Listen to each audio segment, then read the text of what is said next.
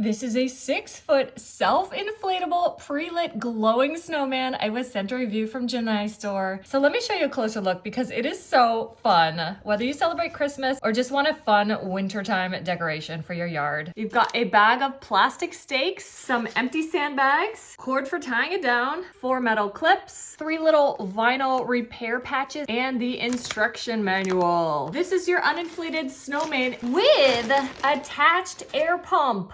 Yes, it's part of it. So you're just gonna plug it in and you're good to go. This is him all laid out. There is your air pump inside this little pocket here.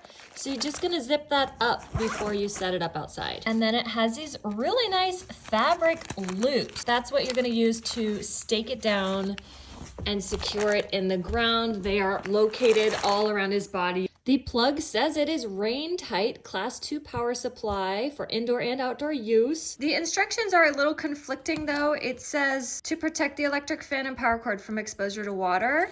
But then down here it says that it can work under any conditions and normal exposure to rain and snow, but just don't submerge it in water. So I guess in rain and snow will be okay. The cord is not extremely long, so you may need an extension cord depending on where you want to set it up. Oh my God, this guy is hilarious.